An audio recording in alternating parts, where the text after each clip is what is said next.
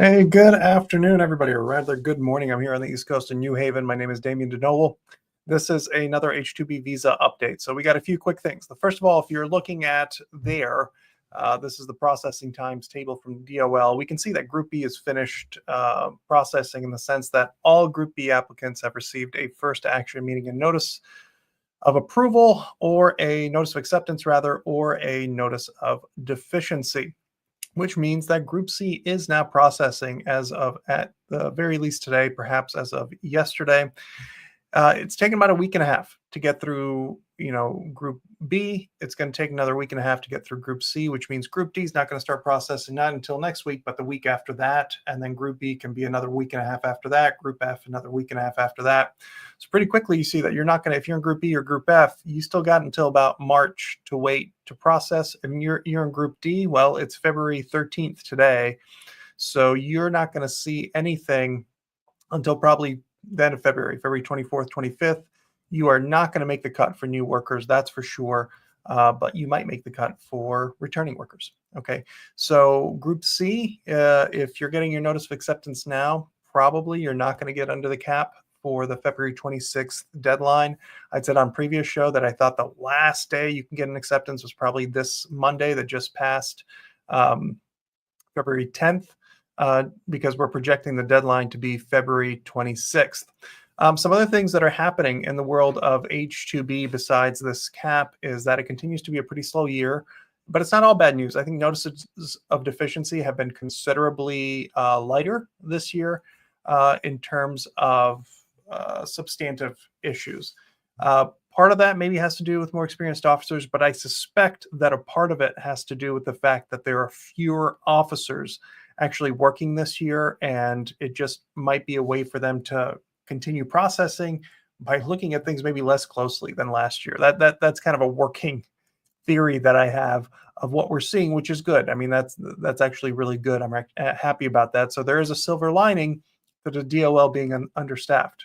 Now, that being said, hold on to your butts, as they say, because we just had this court case involving federal workers where a federal judge upheld the ability of the President Trump's administration to fire workers in the federal government. That is going to affect the Department of Labor. It might very well affect the State Department.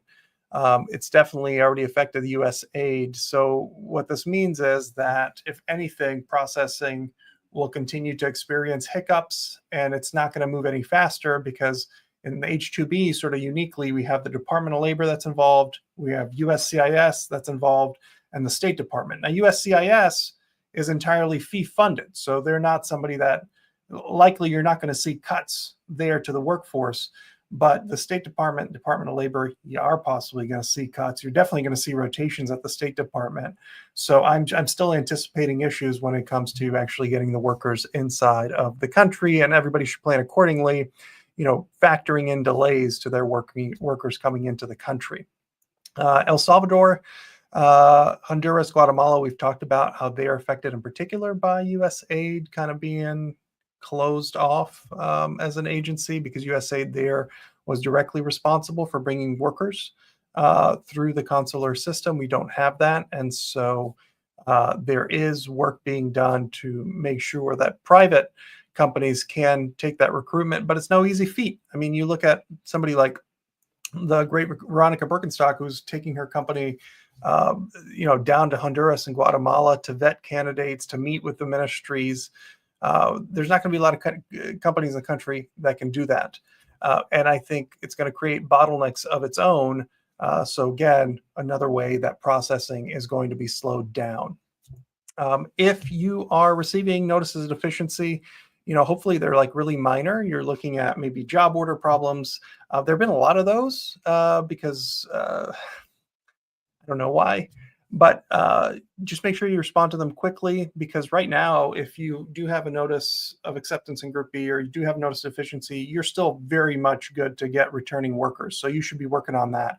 Group C, hey, you're competing for returning workers too. I doubt anybody in Group C is going to make the cut again for new worker visas, just because of the way things have played out. but you should be responding notice of deficiency quickly and getting to recruitment quickly, because you will get returning workers. As a reminder, returning workers are released 15 days after the cap is announced by USCIS. So if the cap is on February 26th, we're going to get an announcement, let's say March 3rd, 4th, like a week later. And then 15 days after that, you're going to have the release of these additional workers. Now, do I think that additional release is going to face problems or challenge from the administration? I don't think so. I think there's a lot going on. But is it possible? It seems like anything's possible these days. So I'm, holding my breath and crossing my fingers that doesn't happen. But we will see. The other big thing that's happening is that May 15th filers, your day is here. February 15th is the first day you can file for a May 15th start date. Right? There's an additional allocation of workers for that start date, returning workers that's reserved just for that start date. I think it's about a 50-50 shot of getting them. There is going to be more applicants. There's going to be more visas requested than returning worker slots are available. So make sure you get things in on the first day, February 15th. Today is February 13th. February 15th is Saturday. So you might have to, wake up on Saturday before you got to take the kids out to all their activities and get that in, or otherwise make sure you get it in before midnight East Coast time on the 15th to be counted there for that allocation. It's not first in, first out. It's going to be randomized for everybody that files on the first day. So just keep that in mind. This May 15th filing date is coming up. One thing that I just, there's a lot of, I don't want to say panic, but there's a lot of worry from folks right now that are in the hospitality industry, restaurants, anything having to do with services, because it was already hard, right, to find help and find workers. And if this H-2B program gets choked out a little bit in this coming 25-26 year because we don't get returning workers, like, what are we going to do?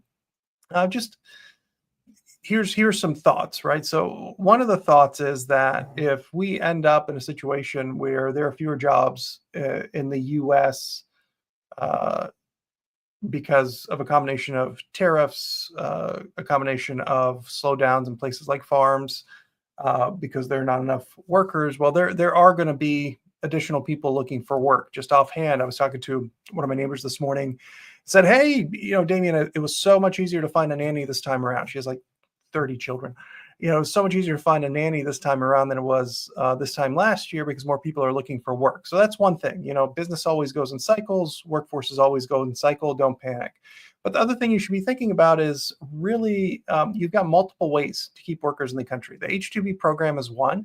If you're in the services, you should really be looking at the J-1 program, right? So this is a program where it's a cultural exchange program that has lots of categories, but often for restaurants, as an example, for hotels, you can bring in trainees. So people who are in the early stage of their career in the hospitality industry, cooks, front of house clerks, people who want to be managers, and you can have them as trainees for a couple of years before they have to return to their home country for 2 years. And that's a really good way to staff up your businesses if you don't have them. And then you should also be thinking about EB3 visas, perhaps even EB2 visas if you have something really specialty high skilled, and somebody that you want to bring on has advanced degrees. And if you are looking to hire from Canada or Mexico, you also have the TN visa option. So the H-2B visa is not the only thing for you. It's just something to keep in mind. But that's really it. So if you guys call me, I'm happy to talk about that. We are, as you know, my firm went from being kind of de novo law, frontier tech, and doing lots of family immigration to now we just handle H-2Bs, EB3s, and other kind of workforce solutions. So if you do need help with that, contact us at frontierlabor.com, and I look forward to speaking with you. I hope this is helpful. Thank you so much for subscribing. I appreciate everybody kind of finding their way from the old channel here, and it's great to have a pure H-2B community. You can leave comments in the under the video, and it looks like, actually, having said that, there's two. For now, is it possible to apply for H-2B visa? Yeah, I mean, it's employers are applying for H-2B visas. The H-2B visa is still open. Looks like this is Ezurange. This is Ezurange. I don't know how to pronounce that bit well, but Ezurange, yeah. I mean, the H-2B visa is open, but you have to find an employer to apply that too. But anyway, if you guys leave comments I'll look to respond to them. Otherwise, contact us at frontierlabor.com. Remember, we only work with employers. Okay, thanks so much, guys. Have a great day. Talk to you soon.